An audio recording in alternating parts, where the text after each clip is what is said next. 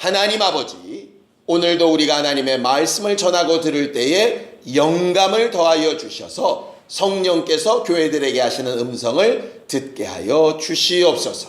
또 새해 첫 예배로 하나님 앞에 이렇게 영광을 돌리오니 예배 가운데 하나님이 함께 하시는 기쁨으로 풍성케 되게 하여 주시옵소서.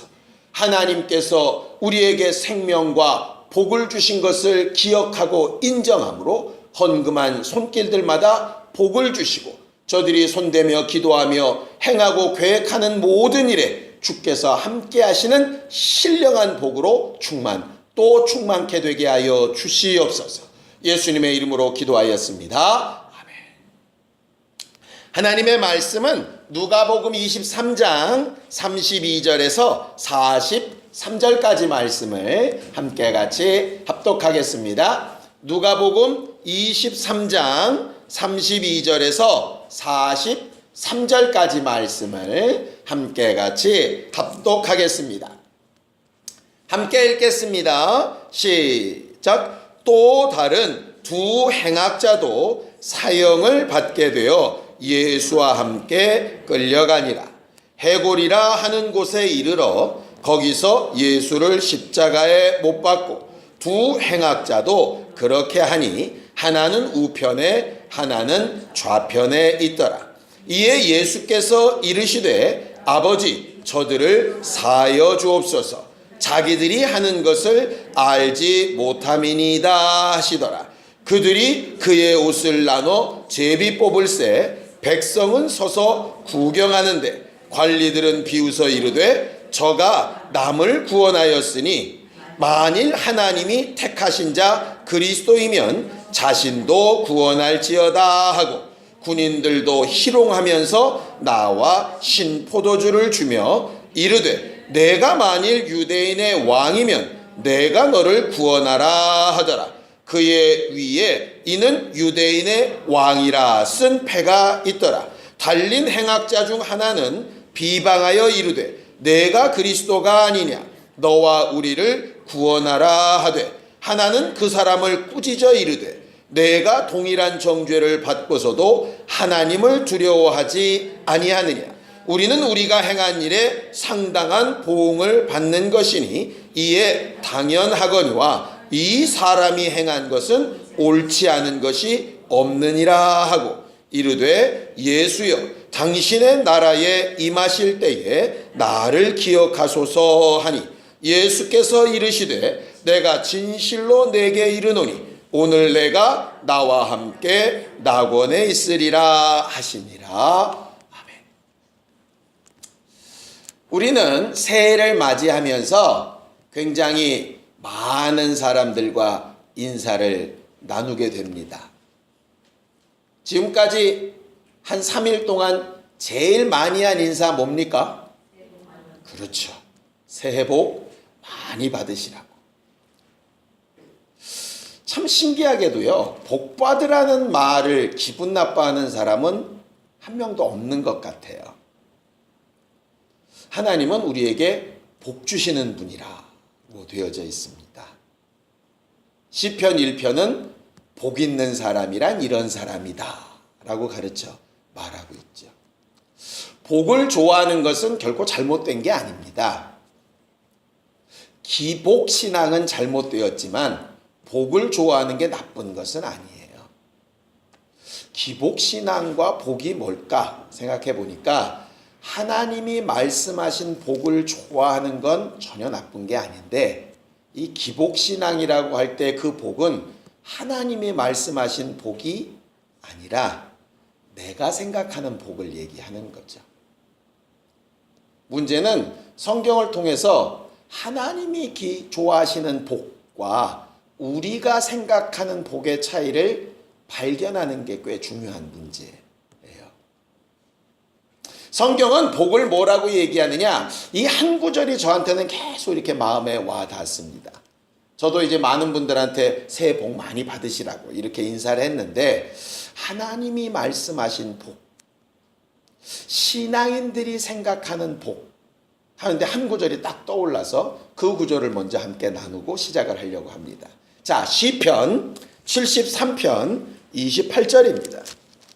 시편 73편 28절입니다. 함께 읽겠습니다. 시편 73편 28절입니다. 함께 읽겠습니다. 시작. 하나님께 가까이함이 내게 복이라. 내가 주 여호와를 나의 피난처로 삼아 주의 모든 행적을 전파하리이다 그랬어요. 여기 이 시를 지은 사람이 아삽이라고 하는 사람인데요. 이 아삽은 다윗 시대의 찬양 대장이었습니다. 그가 예루살렘 성전에서 찬양을 인도할 때 많은 시를 지어서 믿음을 고백하게 했는데 그 중에 대표적인 시가 바로 이것입니다. 마지막 결론이 뭐냐? 하나님께서는 이런 일도 하시고 저런 일도 하셨고 우리 민족을 구원도 하셨고 뭣도 하셨는데 우리가 가만히 살펴보니 최고의 복이 뭐냐? 하나님을 가까이 하는 게 복이다. 우리는 성경에 복의 근원이 되라 하는 명령을 받은 사람을 알고 있습니다. 누구죠? 아브라함이. 아브라함이 어떻게 복의 근원이 되었을까 봤더니 자기 육체의 아버지를 떠나서 하나님의 말씀과 함께할 때 복을 받았어요. 육체의 후손인 이스마엘을 떠나보내고 약속의 후손인 이삭과 함께할 때 복을 받았어요. 자기의 좋은 대로 소돔과 고모라를 택한 롯을 떠나보내고 아무것도 없는 광야를 하나님의 말씀 따라 쳐다볼 때 복이 되었어요. 현상으로만 보면 훨씬 더 좋은 모습들이 있는데 아브라함이 왜 복의 근원인가를 봤더니 좋은 모양을 따라간 게 아니라 하나님이 계신 곳을 따라가더라 하는 거죠. 이스라엘 사람들이 아브라함만큼 다윗만큼 솔로몬만큼 좋아하는 사람이 누구냐면 에녹이라고 하는 사람입니다. 에녹은 아담의 7대 손이에요. 그 에녹은 여러분들 잘 아시죠? 죽음을 보지 않고 올리워간 사람입니다. 근데 그 에녹을 설명하는 말은 간단합니다. 단 한 가지예요. 저가 하나님과 동행하여 자손을 낳다가 하나님과 동행하여 죽음을 보지 않고 올라갔더라. 이렇게 되어 있어요. 에녹의 특징은 간단해요. 하나님과 함께 했던 사람이에요. 자식을 낳고 육체의 삶을 누릴 때도 하나님과 함께 했고 죽는 순간도 하나님과 함께 했어요. 그랬더니 가장 복받은 사람이라는 기록을 남기게 됐죠. 예수께서 복의 근원이신 이유는 뭘까? 예수께서 오시자마자 이렇게 얘기하시죠. 회개하라. 그 다음에 천국이 가까이 왔다. 복은 뭐냐면 천국의 주인이신 예수가 우리에게 가까이 오신 것이 복이라는 거예요. 임마누엘 하신 것이 복이라는 거예요. 지난번에 예수 그리스도의 이름에 대해서 배울 때 예수라는 이름은 저가 자기 백성을 저희 죄에서 구원하시는 이름이라 했죠. 그러니까 구원하신다는 얘기는 뭘 준다는 얘기입니까? 생명을 준다는 얘기예요. 그런데 그 예수가 또 가지고 오신 이름이 임마누엘이에요. 하나님이 너희와 함께 계시다. 그 함께 계시는 게 뭐라고요? 복이에요. 그래서 예수는 예수란 이름으로 생명 주러 오셨고 임마누엘이라 하는 이름으로 복을 주러 오신 분이에요. 그러니까 우리가 생각하는 복과 하나님이 생각하는 복은 어떤 부분에서 차이가 있냐 하면요. 우리가 생각하는 복은 보여지고 만져지고 다른 사람들이 부러워할 만하고 뭐 이런 걸 사실 복이라고 생각을 하는 거죠. 틀린 게 아니에요. 그런데 하나님이 생각하시는 복은 그런 것들이 다 있어도 누가 함께하지 않으면 하나님이 함께하지 않으면 그건 복이 아닌 거예요. 말 그대로 안고가 없는 찐빵이에요.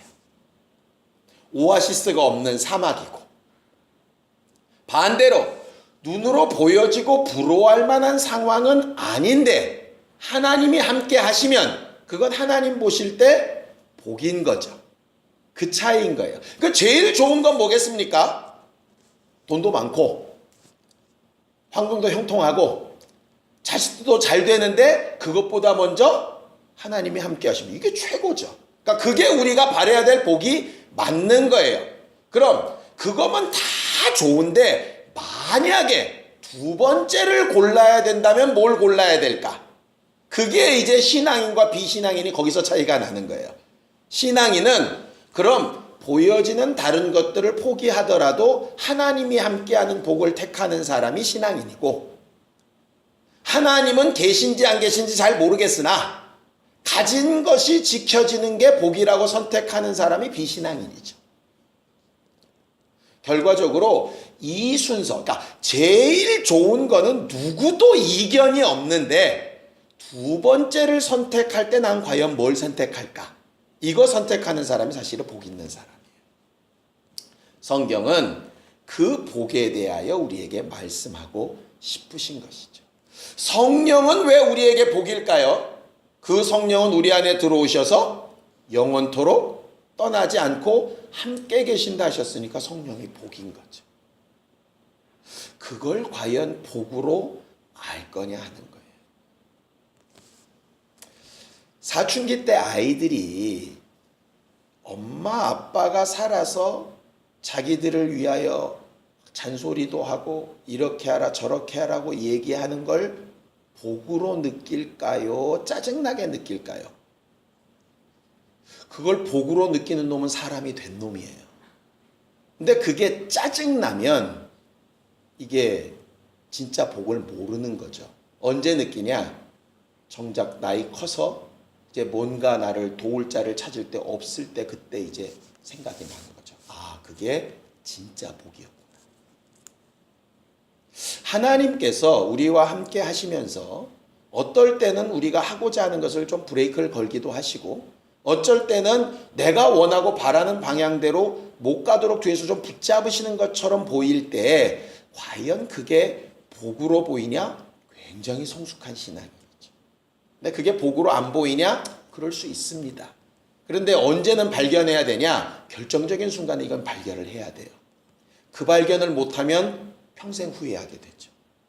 부모가 떠난 다음에 평생 후회하는데 하나님과의 문제는 평생 후회 정도의 문제가 아닌 거예요. 이건 영혼과 관련된 문제라. 그래서 사실 올 한 해 우리가 하나님을 가까이 하는 복을 계속 좀 기억하고 누려봤으면 좋겠다는 생각이 들어서 올 첫 설교로 이 말씀을 전합니다.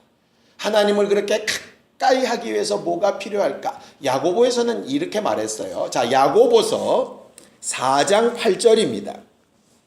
야고보서 4장 8절입니다. 함께 읽겠습니다. 야고보서 4장 8절입니다. 함께 읽겠습니다. 시작. 하나님을 가까이 하라. 그리하면 너희를 가까이 하시리라. 죄인들아 손을 깨끗이 하라. 두 마음을 품은 자들아 마음을 성결하게 하라. 이렇게 되어져 있죠. 하나님을 가까이 하려고만 하면 하나님은 너희에게 가까이 해 주실 것이다. 너희가 복을 구하면 복으로 응답을 하실 것이다. 그건 우리가 잘 알죠? 그럼 하나님을 가까이 하려면 어떻게 해야 되느냐? 거기 성경은 두 가지 방법을 얘기하죠. 첫 번째는 뭐를 깨끗이 하라? 손을 깨끗이 하라. 손을 깨끗이 하다라고 하는 말은요, 이미 과거에 지은 죄라고 하는 뜻이에요. 마음으로 이렇게 결심을 하고 행동을 하는 게 죄잖아요. 손을 깨끗이 하는 건 이미 내가 더러운 것을 만졌어요. 과거형이죠? 이걸 어떻게 해야 돼요?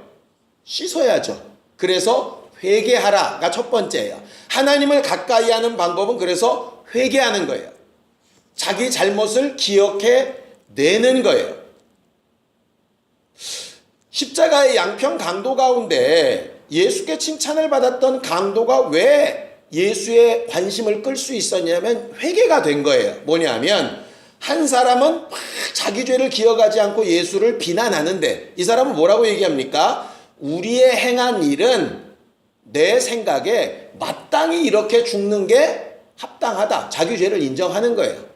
그럼에도 불구하고 예수여 나를 기억해 달라고 얘기하죠.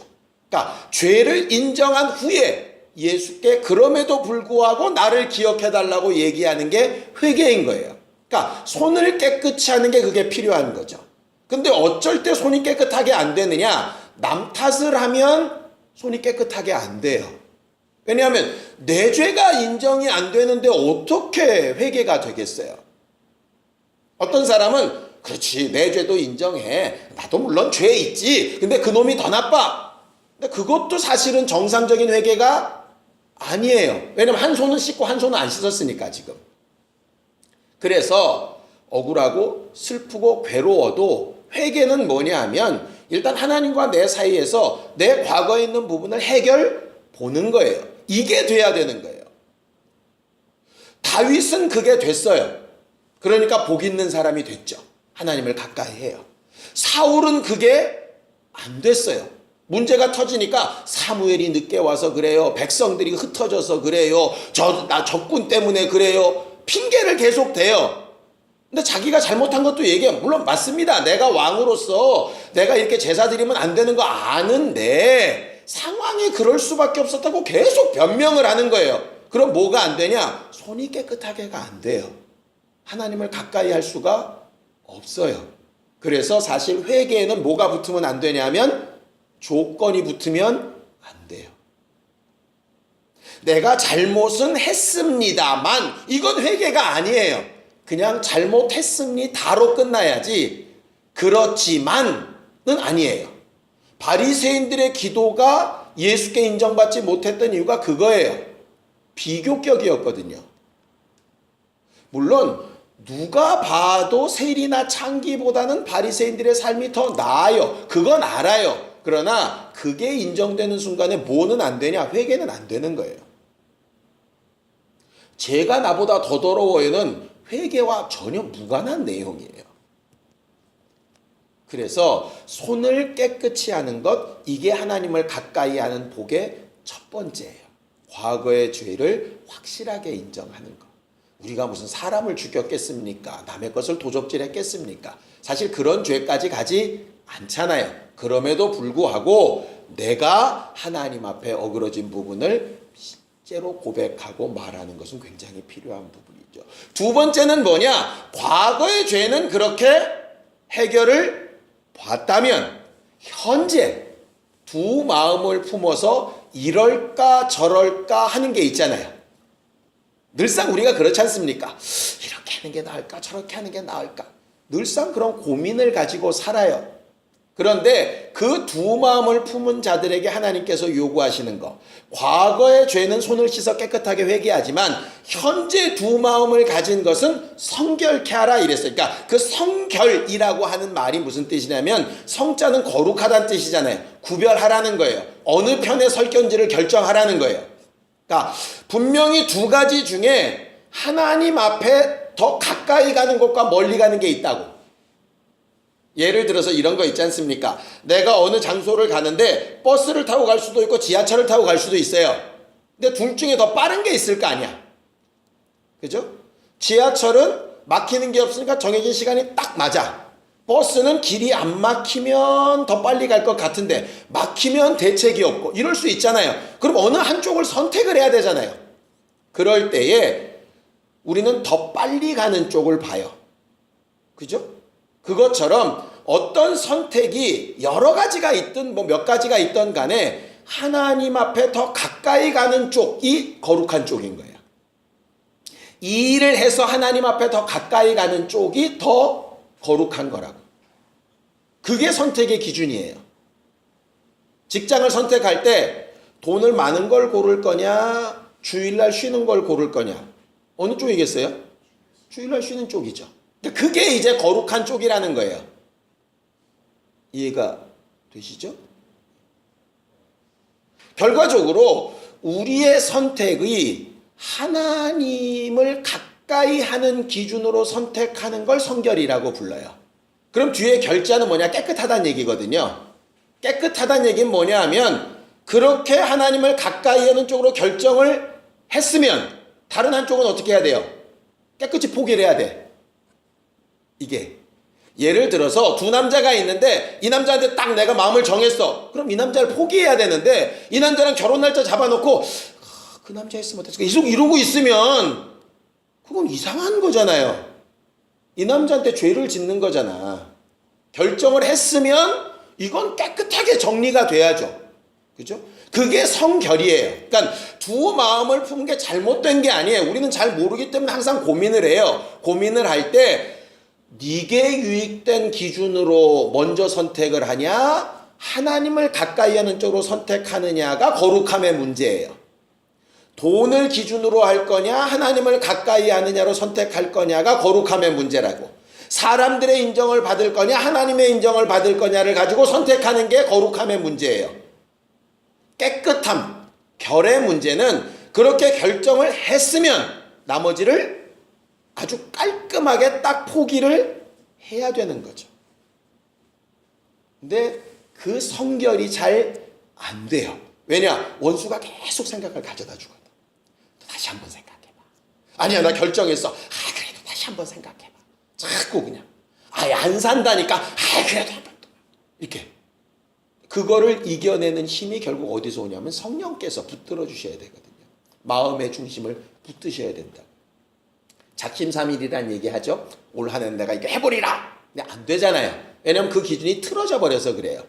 그럴 수 있어요. 그럴 때마다 항상 다시 결단해야 되는 거예요. 거룩한 쪽으로, 하나님을 가까이 하는 쪽으로. 그게 하나님을 가까이 하는 선택과 결단의 문제예요.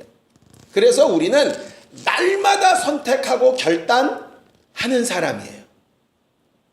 제가 계속 연초마다 늘 말씀드렸잖아요. 3년째 말씀드리는 것 같아요. 작심 3일 괜찮아요. 3일마다 한 번씩 작심하면 되지 뭐. 뭐가 어려워요. 아니, 전에 어떤 목사님이 저한테 이렇게 얘기를 하더라고요. 어떤 집사님은 이 교회에 갔다가 한 1년 정말 열심히 막 한대요, 봉사를. 그리고 나서 팡 싸우고 또 다른 교회로 옮겨가지고 또 막 1년 막 열심히 하다가 또 팡 싸우고 또 이렇게 한대. 그래서 저 사람 저러면 안 돼? 뭐 이러더라고. 그래서 그때 이제 개척한 직후였기 때문에 생각이 좀 바뀌었을 때예요, 제가. 글쎄, 뭐 계속 한 10년, 20년을 계속 충성을 하면 훨씬 더 좋겠지만 그래도 1년씩은 교회를 옮겨서 열심히 헌신을 하고 영혼들을 돌보고 잘 한다면 빠짓고 뭐 30년 하면은 30교회만 돌아다니면 되겠구만 뭐. 30년 동안 신앙생활 잘하는 거잖아. 그랬더니 그 목사님이 저를 보고 고개를 갸우뚱하더라고. 어떻게 그렇게 생각을 하니? 아니, 30년 동안 한 교회에서 버벅대고 있느니 30년 동안 매년 한 교회씩 옮겨가지고 열심히 하면 잘하겠네. 뭐가 문제인 거예요? 결단을 잘하고 선택하는 게 문제인 거죠. 그래서 오늘 성경 본문에서 이렇게 선택한 사람들 얘기를 좀 함께 보면서 우리는 올 한 해 동안 우리는 하나님을 가까이 하는 선택을 좀 잘하는 복된 사람이 되자라고 말씀을 드리려고 해요. 성경 본문에 보면 자 32절입니다. 함께 읽겠습니다. 시작. 또 다른 두 행악자도 사형을 받게 되어 예수와 함께 끌려가니라 그랬어요. 예수만 십자가에 못 박혀 죽으신 게 아니라 행악자 2명도 같이 십자가에 못 박혀 죽는 거죠. 그러니까 십자가에 못 박혀 죽는다고 구원이 되는 건 아니에요. 자기 죄가 없이 십자가에 죽어야 되는 거죠. 그러니까 자기 죄가 없이 십자가에 못 박아 죽은 사람은 예수 한 분밖에 없어요. 그래서 예수가 우리의 구주가 되는 것인데 그 예수께서 십자가에 달려 죽으시면서 사람들에게 자기를 못 박은 사람, 자기를 재판한 사람, 자기를 고소한 사람, 자기 밑에서 지금 옷이나 제비 뽑아 나누고 있는 사람, 자기를 막 비웃고 막 침뱉고 욕하고 비방하는 사람, 그런 사람들을 통째로 놓고 뭐라고 얘기를 하시느냐? 자, 34절입니다. 함께 읽습니다. 34절 시작. 이에 예수께서 이르시되 아버지 저들을 사하여 주옵소서 자기들이 하는 것을 알지 못함이니이다 이렇게 말씀하셨어요. 자, 양심이 있는 사람이라면 자기들이 지금 예수가 무슨 죄를 지었는지 정확하게 증거도 못했어요. 가짜 증인들을 막 세웠죠. 빌라도는 몇 번이나 죄가 없다고 풀어주려고 했는데 여론에 밀려서 예수를 죽이게끔 됐어요. 그러니 사실상 예수가 진짜 죄인이라고 알고 믿는 사람이 몇 되지도 않아.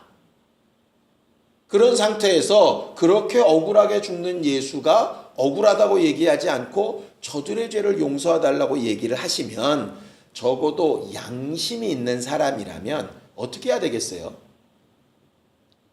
이게 찔려야죠, 사실은. 찔려야죠. 우리가 지난 송구영신 예배 때 들은 것처럼 하나님의 나라 참 성전에 들어갈 때에 분명히 가증한 자들, 거짓말하는 자들 못 들어간다고 돼 있어요. 그러면 우리는 거짓말을 하니까 스스로도 속으니까 그게 확 찔려야 되는데 그렇구나 이러고 있으면 문제가 좀 심각한 거잖아요. 감흥이 안 오는 정도가 아니라 지금 이 사람들은 어떠냐면 그 말을 듣고 웃는 거예요. 야, 그렇게 잘났으면 너나 구원해. 이렇게 얘기를 하고 있는 거예요. 하나님의 기준은 안중에도 없어요. 예수가 말씀하시는 기준이 안중에도 없어요. 뭐만 나으냐? 지금 못 박혀 죽은 예수는 저주받아 죽은 사람이고 우리는 여기서 옷이나 나눠서 피 묻은 그 옷이나 나눠서 죽은 사람, 죄인의 옷을 나눠서라도 나는 내 이익만 취하면 되는 거예요. 제비 뽑아서 나 재수 좋은 사람이라고. 사실 이해가 됩니까? 이해가 안 돼요. 그런데 이해가 안 되는 선택을 하고 있다니까. 왜? 눈앞에 보이는 게 벌게 가지고 그 옷 조각이 뭐라고 찢어가지고 나눠 갖는 그 헝겊 조가리가 자 그거 있다고 얼마나 도대체 생활에 도움이 된다고 그거에 그냥 다 매달려 있고 그 예수를 비방하고 저주하는 게 자기한테 무슨 유익이 된다고 막 비방하고 욕하고 그렇다고 마음이 시원해지는 것도 아니고 문제가 해결되는 것도 아닌데 그러고 앉아있다. 전혀 자기 영혼에도 육체에도 삶에도 인격에도 하등 도움이 안 되는데 그거를 굉장히 뭔가 하고 있는 것처럼 착각하고 잘못된 선택을 하고 있는 거죠. 왜? 남들이 다 그러고 있으니까 나도 그냥 같이 해도 별 문제가 없다고 생각을 하는 거예요. 그게 얼마나 큰 저주 가운데로 가는지를 잘 알지 못하는 거죠. 예수는 알게 하시려고 또렷하게 얘기를 하시는 거예요.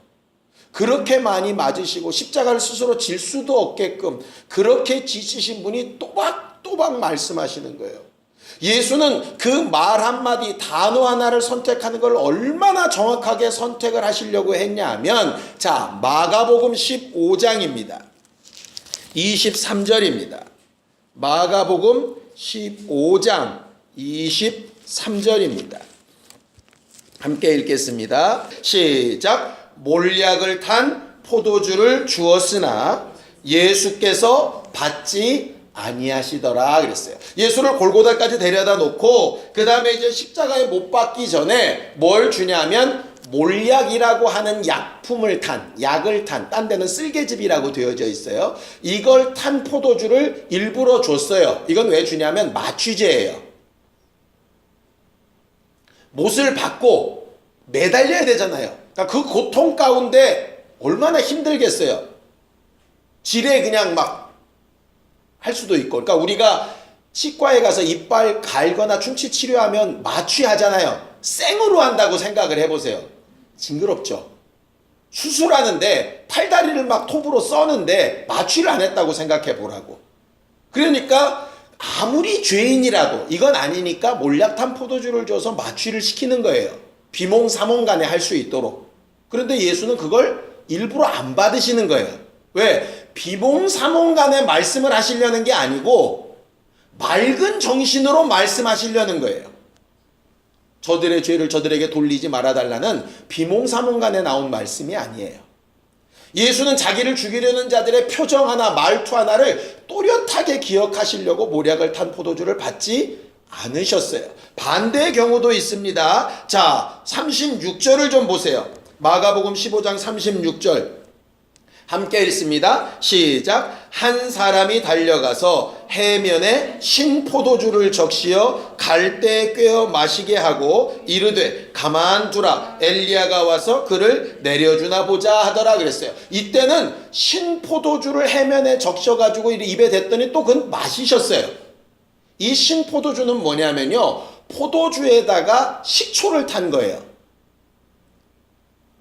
한 6시간 달리다가 이제 거의 막 정신을 잃을만 할 때에 식초 탄 포도주를 마시면 어떨 것 같으세요?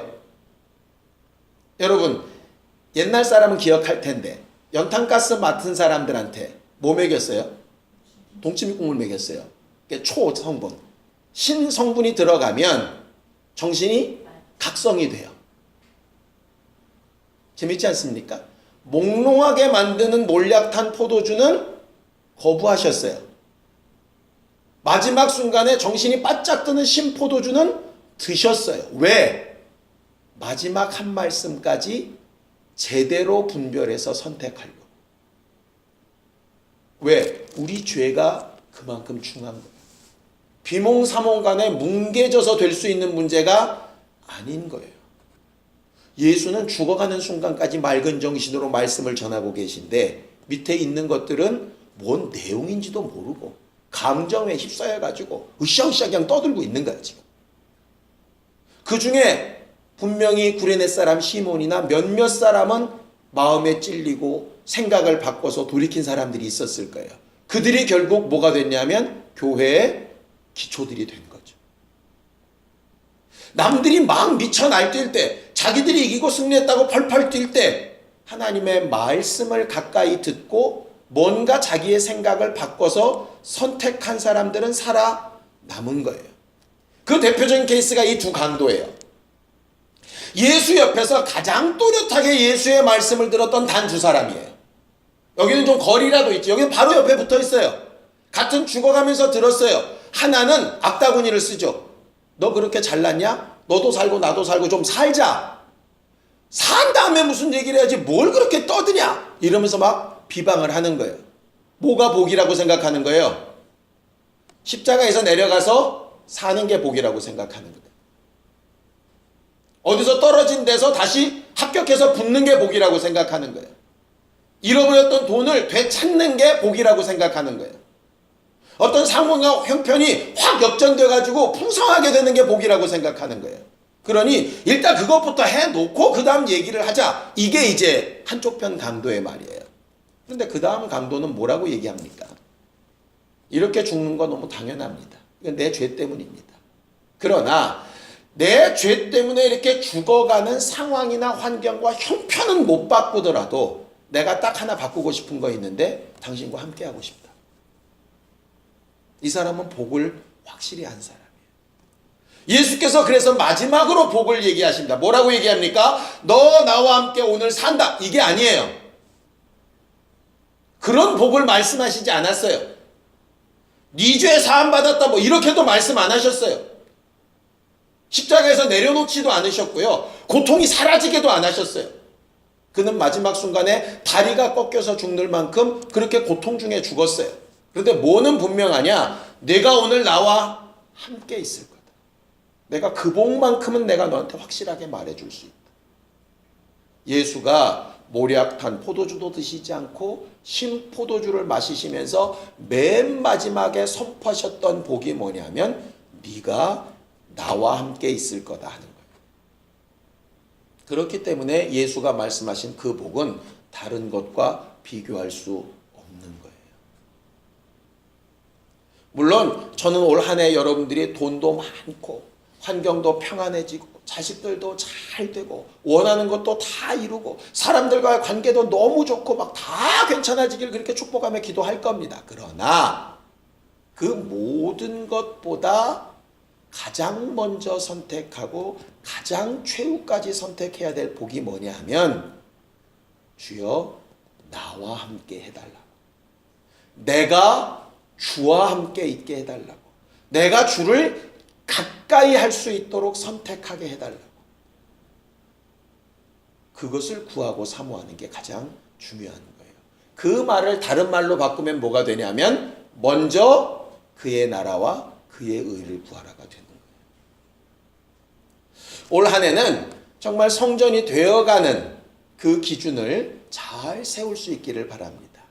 남들이 하니까 엄벙덤벙 쫓아가지 말고 남이 좋다니까 그런 갭이다 그러고 따라가지 말고 정말 내가 이 선택이 하나님을 가까이 하는 건가?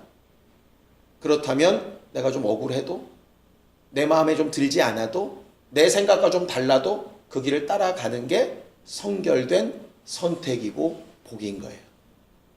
다른 것을 선택한다면 우리는 또 하나님과 그만큼 멀어지게 되겠죠.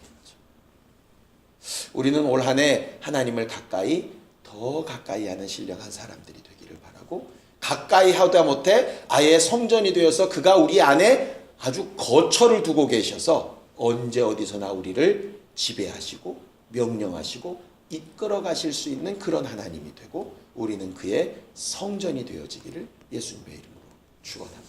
시간 함께 같이 기도할 때 하나님을 가까이 하는 사람, 두 마음을 품었으나 반드시 성결된 선택을 하는 사람, 제대로 된 선택으로 복을 소유하는 사람 되게 하여 주시옵소서. 함께 같이 기도하겠습니다. 하나님 아버지, 우리는 세상 사람들이 생각하는 복에 머물러 있지 아니하고 그보다 더 근원적이고 분명한 복, 하나님을 가까이 하는 복으로 또 충만한 사람들이 되어지기를 원합니다.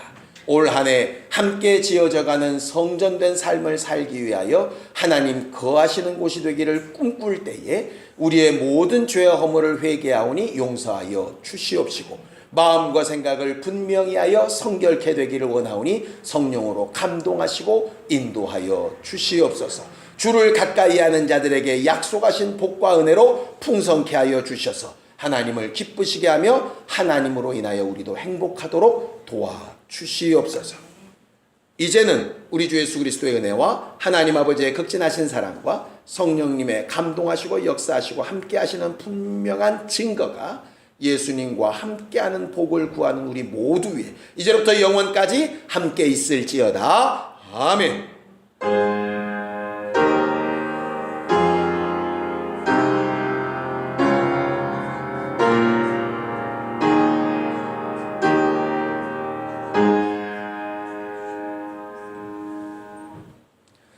우리 예배 받으신 하나님 앞에 감사한 박 끝내겠습니다. 수고하셨습니다. 감사합니다.